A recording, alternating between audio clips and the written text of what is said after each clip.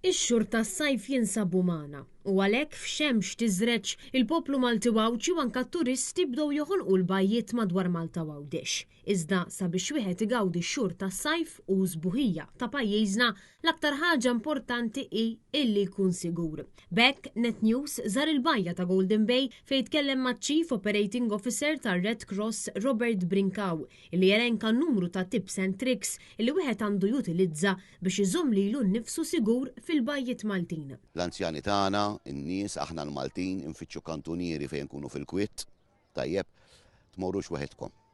Il-baħar huwa sabiħ jangawduh, però ħasħażin jissejġilna l-baħar u meta nkunu weħidna f'postijiet fejn ħadd mu qed jarana, ovvjament il-periklu jikber. Fejn anka spjega li x-xorb alkoholiku u anka l-ikel fil-baħar għandu jiġi evitat. Ix-xorb tajjeb dak li jkun joqgħod daqsxejn attent meta jixrob u jinżel jum. Dawk huma perikli li nitilfu l-kontroll tagħhom.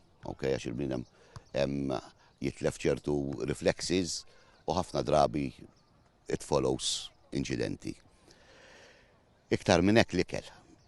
Nieklu u ninżlu nomu. Fil-fatt Brinkaw spjega li s-sigurtà fil-bajjiet mhux limitata biss għall-baħar, tant li f'kull bajja isir risk assessment u anka kull filgħodu isir search fil-bajja biex jiġu identifikati perikli li setgħu jinħolqu matul il-lejl. Aħna xogħolna mhuwiex il-baħar biss, xogħolna il-bajja nkunu hawnhekk il-ġurnata kollha, ġifieri mid-9 sa 6 ta' filgħaxija u dak kollu li jiġri madwarna aħna nirreaktjaw. Il-Chief Operating Officer tar-Red Cross spjega illi bħala tim il-lifeguards jitqasmu bħud fil-baħar fuq l-art u anka fl-ambulanzi. Għandek Chief Lifeguard li jkun vettura li qed ikopri il-bajjiet. Hawnhekk għandna per każu Ġnejna, Għajn Fiha u Golden Bay.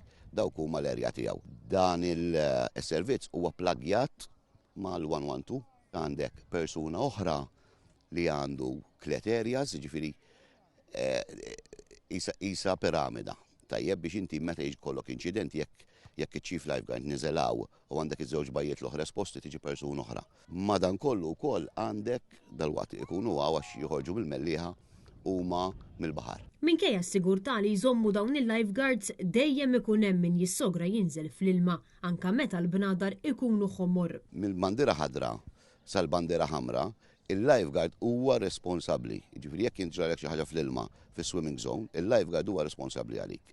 Però meta tittella l-bandiera doppja ħamra, aħna lin-nies inkellmuhom. Robert Brinkaw spjega illi fl-aħħar snin il-perjodu tas-sajf GSTs tant illi issa ix-xhur ta' ħidma jestendu minn nofs Mejju sa nofs Ottubru.